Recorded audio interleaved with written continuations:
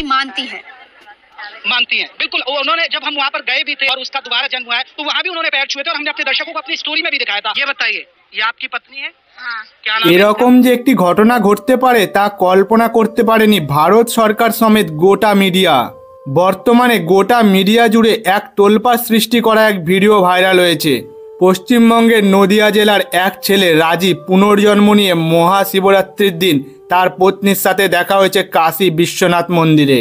কে এই রাজীব, আর এই রাজীবের সাথে কি এমন হয়েছিল, আর কেনই বা তাকে পুনর্জন্ম নিয়ে আবার তার পত্নীর সাথে দেখা হলো মহাশিবরাত্রির দিন। প্রিয় দর্শক, এই ঘটনার প্রত্যেকটা মুহূর্ত আপনার শরীরে এক শিহরণ জাগিয়ে তুলবে। পুনর্জন্মের এই অলৌকিক ঘটনা শোনার পর আপনার চোখ কলকাতার রসগোল্লার মতো বড় হয়ে যাবে। যদি আপনি পুনর্জন্মে বিশ্বাস না করেন, তবে এই সত্যি কাহিনী শুনে আপনাকে পুনর্জন্মের বাস্তবতাকে স্বীকার করে নিতেই হবে। আর ভিডিও শেষে আপনি অবশ্যই বলবেন হর হর মহাদেব। ঘটনাটি 2006 সালে পশ্চিমবঙ্গের নদিয়া জেলার নৃসিংহপল্লী গ্রামে ঘটেছিল।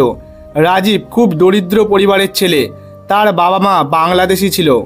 বাংলাদেশ থেকে তারা কাঁটাতারের বেড়া পার করে পশ্চিমবঙ্গের নদিয়া জেলাতে এসে বসবাস শুরু করে। দারিদ্রতার কারণে রাজীব বেশি দূর পড়াশোনা করতে পারেনি। 5 অবধি পড়াশোনা করার পর সে একটি মন্দিরের সেবাতে যুক্ত হয়। মন্দিরটি ছিল ভগবান শ্রীকৃষ্ণ চৈতন্য মহাপ্রভুর মন্দির। অন্যদিকে পাশের গ্রামে চন্দ্রাবলী নামে এক মেয়ে রোজ ভগবান শ্রীকৃষ্ণ চৈতন্য মহাপ্রভুর মন্দিরে আসতো। সে যখন মন্দিরে আসতো তখন রোজ রাজীবের সাথে দেখা হতো। শুরুর দিকে তাদের মধ্যে সেরকম কোনো কথা না হলেও কিছুদিন এরকমভাবে যাওয়ার পর তাদের সাথে অল্প অল্প কথা হতো। চন্দ্রাবলী মনে মনে রাজীবকে ভালোবেসে ফেলেছিল, কিন্তু সে কখনো মুখ ফুটে রাজীবকে তার ভালোবাসার কথা বলেনি। বেশ কয়েক বছর এরকমভাবে তাদের সময় কেটে যাচ্ছিল। আর এরকমভাবেই চন্দ্রাবলীর সাথে রোজ রাজীবের দেখা আর কথাবার্তাও চলছিল। একদিন চন্দ্রাবলী রাজীবকে বলল বিকেলে গঙ্গার পাড়ে আসতে, কিছু গুরুত্বপূর্ণ কথা আছে। রাজীব বলল কটার সময় যাব? তখন চন্দ্রাবলী বলল বিকেল 5টার সময়। রাজীব বলল ঠিক আছে, আমি সময় মতো পৌঁছে যাব। বিকেল 5টায় তারা গঙ্গার পাড়ে দুজনা এসেছে। তারপর দুজনে গঙ্গার পাড়ে একটি গাছের তলায় বসলো। তারপর রাজীব বলল বলো কিসের জন্য আমাকে এখানে ডাকলে? তখন চন্দ্রাবলী বলল আমি তোমাকে অনেক দিন ধরে খুব ভালোবাসি আর আমি তোমাকে বিবাহ করতে চাই। রাজীবও মনে মনে চন্দ্রাবলীকে ভালোবাসতো। তখন রাজীব বলল আমার পরিবার খুব গরিব, তোমার বাড়ির লোক রাজি হবেন না আমার সাথে বিয়ে দিতে। চন্দ্রাবলী বলল আমার বাড়ির লোককে আমি রাজি অবশ্যই করব। রাজীব বলল ঠিক আছে, তোমার বাড়ির লোক যদি রাজি থাকে তাহলে আমার কোনো আপত্তি নেই। প্রথম দিকে চন্দ্রাবলীর বাড়ির লোক রাজীবের সাথে বিবাহ দিতে রাজি ছিলেন না, কিন্তু চন্দ্রাবলীর জেদের কারণে শেষমেশ নিরুপায় হয়ে তার বাবা চন্দ্রাবলীর সাথে রাজীবের বিবাহ দিয়ে দিলেন। তখন রাজীবের বয়স 20 বছর আর চন্দ্রাবলীর বয়স 17 বছর। 2006 সালে 24শে জুন বিয়ের কয়েকদিন পর রাজীব ও চন্দ্রাবলী সিদ্ধান্ত নেয় যে তারা কেদারনাথ মন্দির দর্শনে যাবে। তারা মনস্থির করে যে তারা দুজনে যাবে। রীতিমতো রাজীব এক্সপ্রেসের টিকিট কেটে নেয়। তারপর দুজনা রওনা দেয় বাবা কেদারনাথের দর্শনের উদ্দেশ্যে। কিন্তু তারা জানতো না যে এই যাত্রা তাদের জীবনে এক নতুন অধ্যায়ের সূচনা করতে চলেছে। অবশেষে তারা কেদারনাথ মন্দিরের শিখরে পৌঁছে গেল বাবা ভোলানাথের দর্শনের জন্য। তারা দুজনে দেখল কেদারনাথ মন্দিরের চারিপাশে অসংখ্য ভিড় আর হাজার হাজার লাখ লাখ ভক্ত সবাই বাবা কেদারনাথের দর্শনের জন্য এসেছে। তারা দুজনে মন্দিরের গর্ভগৃহে পৌঁছে বাবা কেদারনাথের দর্শন করলেন। চন্দ্রাবলী বলল আমার মন আজকে খুব শান্ত লাগছে, আমি এক অভূতপূর্ব আনন্দ পাচ্ছি। অপরদিকে রাজীব বলল সত্যি আমারও খুব ভালো লাগছে বাবা কেদারনাথের দর্শন করে। এরপরে ঘটতে চলেছে সেই ঘটনা যা তাদের জীবনের মোড় এখান থেকেই পরিবর্তন হয়ে যায়। বাবা কেদারনাথের দর্শনের পর রাজীব এবং চন্দ্রাবলী মন্দির থেকে বেরিয়ে চারিপাশের প্রাকৃতিক সৌন্দর্য অনুভব করতে থাকে। ঘুরতে ঘুরতে তারা পাহাড়ের মধ্যে একটি ছোট্ট সরোবরের কাছে আসে। সেখানে অনেক বরফ এবং জল জমে আছে। রাজীব বলল আমার খুব জল তেষ্টা পেয়েছে, আমি একটু জল খেয়ে নিই। চন্দ্রাবলী বলল হ্যাঁ খেয়ে নাও। তখন রাজীব সেই সরোবরের জল একটু মুখে দিল। রাজীব বলল ও সত্যি খুব তৃপ্তি পেলাম। কিন্তু হঠাৎ তারপরে সেই সরোবর থেকে এক বিরাট বড় সাপ বেরিয়ে এলো আর সাপটা রাজীব এবং চন্দ্রাবলীর কাছে এগিয়ে আসছে।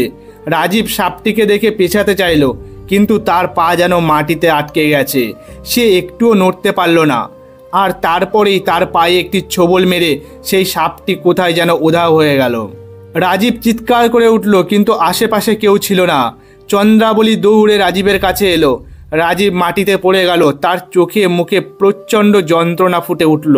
চন্দ্রাবলী চিৎকার করে সাহায্য চাইতে লাগলো, কিন্তু আশেপাশে কেউ না থাকার কারণে তাদেরকে সাহায্যের জন্য কেউ এগিয়ে এলো না। রাজীবের শরীর দ্রুত নীল হয়ে গেল, তার শ্বাস বন্ধ হয়ে আসছিল। চন্দ্রাবলী তাকে রাস্তায় নিয়ে যাওয়ার চেষ্টা করলো, কিন্তু রাজীব তখন অচেতন হয়ে পড়েছে। রাস্তায় পৌঁছানোর পর চন্দ্রাবলী দেখলো একটি ঘোড়ার গাড়ি আসছে। সেই ঘোড়ার গাড়িটি থামিয়ে চালকের কাছে সাহায্য চাইল। চালক দ্রুত রাজীবকে হাসপাতালে নিয়ে গেল, কিন্তু ডাক্তার জানালেন যে সাপের বিষ তার শরীরে দ্রুত ছড়িয়ে পড়েছে, তাকে আর বাঁচানো সম্ভব নয়। চন্দ্রাবলী কান্নায় ভেঙে পড়ল। সে রাজীবের মৃতদেহ নিয়ে গ্রামে ফিরে এলো। গ্রামে ফেরার পর চন্দ্রাবলী লক্ষ্য করল রাজীবের মৃত্যুর পর চারপাশে অদ্ভুত ঘটনা ঘটতে শুরু করেছে। রাতে সে রাজীবের গলা শুনতে পায়। প্রত্যেকটা দিন চন্দ্রাবলী রাজীবকে নিয়ে স্বপ্ন দেখত, আর দিনের বেলায় মনে হতো রাজীব তার পাশে দাঁড়িয়ে আছে। চন্দ্রাবলীর মনে হতো রাজীব যেন তাকে কিছু বলতে চাইছে। এরপর চন্দ্রাবলী গ্রামের এক সাধুর কাছে গেলেন এবং সাধু মহারাজকে সমস্ত ঘটনা খুলে বললেন। সাধু মহারাজ তাঁর যোগ বলে সমস্ত কিছু বুঝতে পারলেন। তিনি চন্দ্রাবলীকে বললেন রাজীবের এক পাপকর্মের ফলে সে মারা গেছে, তার আত্মা শান্তি পাচ্ছে না, তাই তুমি তার আত্মার শান্তির জন্য কাশী বিশ্বনাথ মন্দিরে গিয়ে বাবা ভোলানাথের পূজা দিয়ে আসবে। এরপর কেটে গেল 19টা বছর। 2025 সাল চলে এলো। চারিদিকে মহাশিবরাত্রির এক বিশাল আয়োজন। সারা বিশ্বে এই পবিত্র দিনে হাজার হাজার ভক্তের আগমন কাশী বিশ্বনাথ মন্দিরে। পাশ দিয়ে বয়ে চলেছে মা গঙ্গার অপূর্ব সুন্দর এক পরিবেশ। চন্দ্রাবলীর বয়স এখন 35 বছর। রাজীবের মৃত্যুর পর সে আর বিয়ে করেনি। তার একমাত্র ইচ্ছা ছিল কাশী বিশ্বনাথ মন্দিরে বাবা ভোলানাথের পূজা দেওয়া আর তার স্বামী রাজীবের আত্মার মুক্তি কামনা করা। কাশী বিশ্বনাথ মন্দিরে পৌঁছানোর পর শিবরাত্রির ব্রত সফল করার উদ্দেশ্যে বাবা ভোলানাথের মাথায় গঙ্গাজল এবং দুধ দেওয়ার জন্য চন্দ্রাবলী গঙ্গাজলে স্নান করতে গেলেন। চারিদিকে ভক্তদের প্রচণ্ড ভিড়, পা রাখার জায়গা পর্যন্ত নেই। অবশেষে সেই শুভক্ষণ চলে এলো। চন্দ্রাবলী গঙ্গা ঘাটে গিয়ে ঠান্ডা জলে ডুব দিল। তার মনে হচ্ছিল গঙ্গা জল তার সমস্ত পাপ ধুয়ে দিচ্ছে। ডুব দিয়ে ওঠার পর হঠাৎ চন্দ্রাবলী দেখল তার পাশে একটি 12 বছরের ছেলে দাঁড়িয়ে আছে। ছেলেটির চোখে এক অদ্ভুত জ্যোতি ছিল, আর তার মুখ কিছুটা রাজীবের মতো দেখাচ্ছিল। ছোটবেলায় যখন রাজীব সেই মন্দিরের সেবাতে যুক্ত ছিল আর সে যখন সেই মন্দিরে যেত, তখন রাজীবকে ঠিক এরকম দেখতে লাগতো ছোটবেলায়। চন্দ্রাবলী ছেলেটির দিকে তাকিয়ে জিজ্ঞাসা করল, তোমার নাম কি? ছেলেটি হালকা হাসি দিয়ে বলল, আমার নাম রাজীব। রাজীবের নাম শুনেই চন্দ্রাবলীর চোখ থেকে জল গড়িয়ে পড়ল। সে কাঁদতে কাঁদতে ছেলেটিকে ছোঁয়ার জন্য এগিয়ে গেল। ঠিক তখনই কিছু অদ্ভুত ঘটনা ঘটল। সেই 12 বছরের ছেলেটি হঠাৎ অজ্ঞান হয়ে মাটিতে পড়ে গেল। তারপর চারিপাশের লোকেরা দৌড়ে এলো আর ছেলেটিকে এক পাশে নিয়ে শুইয়ে দিল। তখন চন্দ্রাবলী ভয়ে কাঁপতে কাঁপতে বলল, আমি তো এই ছেলেটির সাথে কিছুই করিনি, হঠাৎ করেই সে মাটিতে এরকমভাবে শুয়ে পড়েছে। তারপর এক সাধু মহারাজ একটু গঙ্গার জল এনে ছেলেটির মুখে ছিটিয়ে দিতেই কিছুক্ষণ পর ছেলেটি জ্ঞান ফিরে পেল। চোখ খুলতেই সে চন্দ্রাবলীর দিকে তাকিয়ে বলল, চন্দ্রাবলী, তুমি এসে গেছো? আমি 12 বছর ধরে তোমার অপেক্ষা করছিলাম। এই কথা শুনে চন্দ্রাবলীর পায়ের নিচ থেকে মাটি সরে গেল। ঠিক তখনই সেখানে এক সাধু মহাত্মা এলেন। তিনি বললেন, মা, এটি কোনো সাধারণ ঘটনা নয়, এই ছেলেটি তোমার রাজীবের পুনর্জন্ম। বাবা ভোলানাথের কৃপাতে রাজীব আবার পুনর্জন্ম ফিরে পেয়েছে। তার আর তোমার ভালোবাসার বন্ধনে মাথা নত করেছে সমস্ত দেবতা, কারণ প্রেমের শক্তি সর্বোপরি। প্রেমের কাছে তো ভগবান শ্রীকৃষ্ণ পর্যন্ত বাধা হয়ে যান। প্রেমের থেকে বড় শক্তি আর কিছুই নেই, তাই সে তোমার কাছে আবার পুনরায় ফিরে এসেছে। চন্দ্রাবলী বুঝতে পারল বাবা মহাদেবের কৃপায় আবার রাজীব তার কাছে ফিরে এসেছে।